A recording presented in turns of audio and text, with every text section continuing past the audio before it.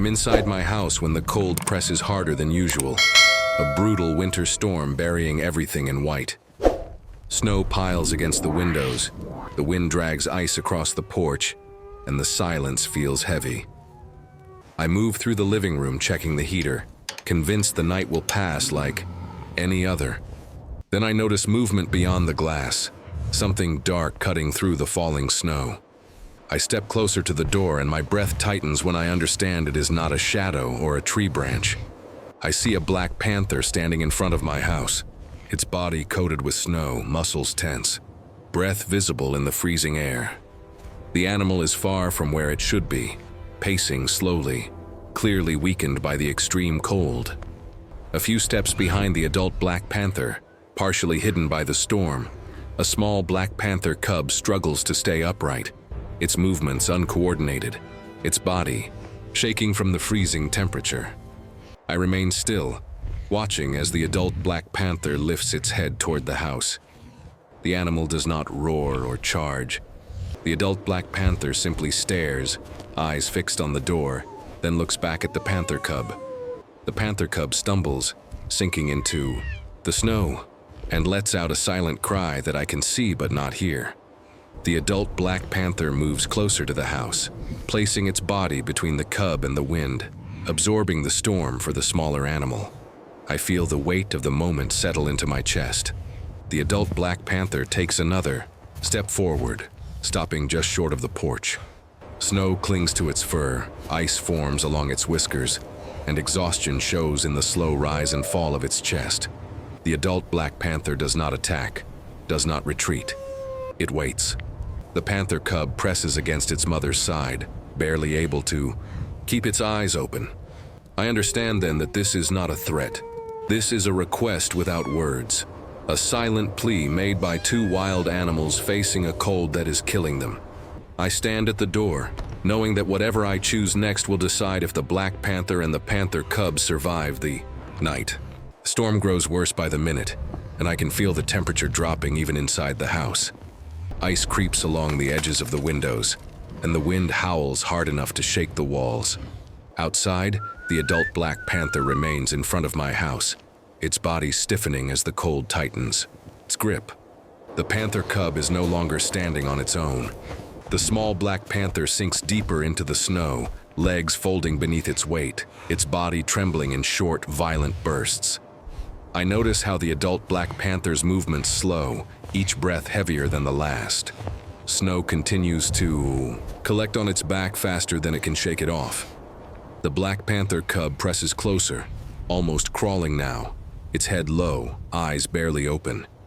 The wind cuts across the open yard with nothing to stop it, driving ice directly into their bodies. I realize they are running out of time. I reach for the door handle, then hesitate. I know what a black panther is capable of. I know the risk of letting a wild predator too close. My heart pounds as I measure the distance between safety and danger, between fear and responsibility. The cold forces a choice I cannot delay, but instinct still holds me back. Outside, the adult black panther suddenly lowers its body closer to the ground, curling slightly around the panther cub. The movement is not aggressive. It is protective, desperate. The cub's shaking becomes weaker, slower, as if its strength is fading. Snow begins to cover the cub's back, completely, and I see the adult black panther try to nudge the small body upright, failing. I realize the cold is no longer just a threat. It is actively shutting them down. Frost gathers around the cub's muzzle, and the adult black panther's breathing grows uneven. I stand frozen between the warmth behind me and the life fading in front of my house, knowing that if I wait much longer, the storm will make the decision for me. I make the decision before fear can stop me. I pull on my heavy winter coat, gloves, and boots with shaking hands, my movements fast but deliberate. The warmth of the house fades as I open the door, and the cold slams into my body instantly. Snow blows inside, and the storm feels violent up close. I step onto the porch slowly, making sure every movement is visible and calm. The adult black panther notices me immediately. Its head lifts, eyes locked onto my position. I stop where I am, keeping distance, lowering my posture slightly to appear smaller and non-threatening. The black panther does not lunge. It stays curled around the panther cub, body tense but restrained. I can see the cub barely moving now, its small chest rising shallowly. I move one step at a time, clearing a path through the snow with my boots. I grab a thick blanket from inside the house and hold it open in front of me, using it as both a shield and a signal. The wind fights every motion, but I keep going. I place the blanket gently on the ground near them, careful not to touch the animals yet. I retreat half a step and wait. The adult black panther watches closely, muscles ready but exhausted.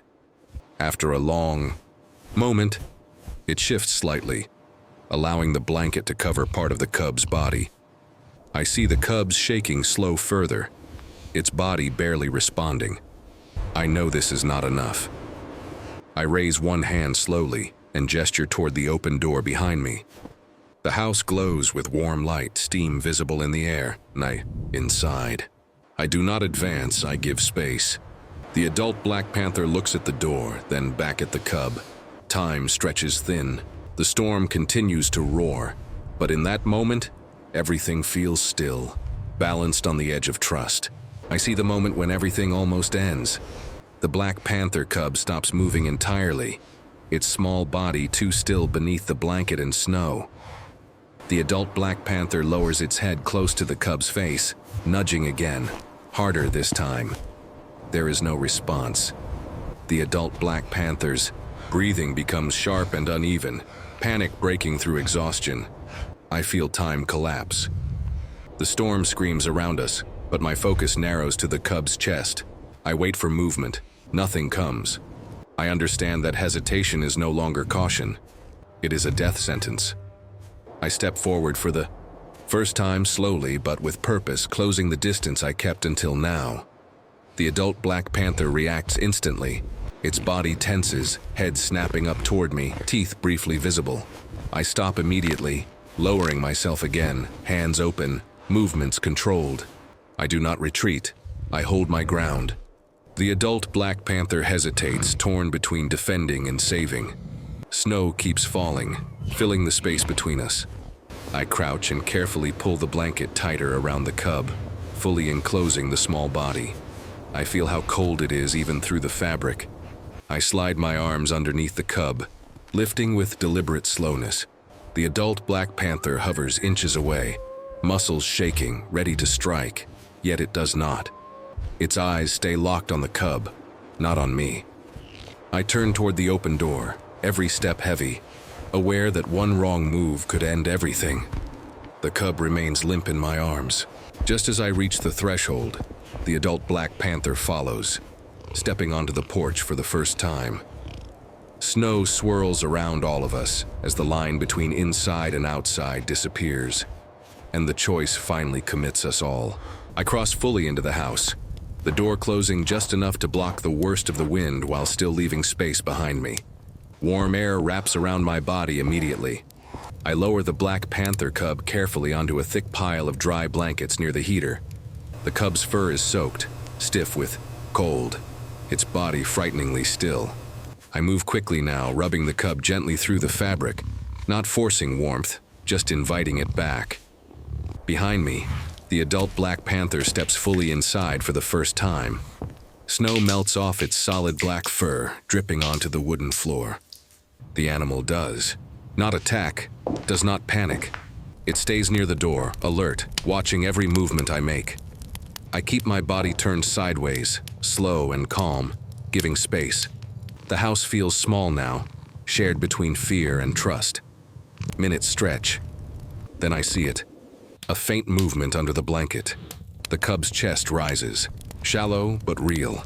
I freeze, afraid to interrupt the moment. The adult black panther notices instantly, stepping closer, lowering its head to the cub's face. The cub twitches, then lets out a weak breath. Life returns in pieces.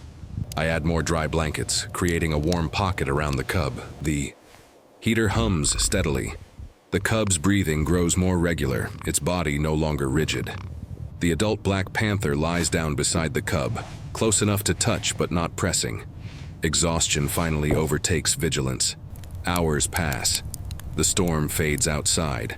Morning light filters through the windows, reflecting off snow piled against the house. The cub opens its eyes fully for the first time, lifting its head weakly. The adult black panther rises immediately, alert again, but calm. I step back and open the door. The cold is still there, but softer now. The adult black panther guides the cub toward the exit. At the threshold, it pauses and looks back at me. No sound, no movement beyond that look.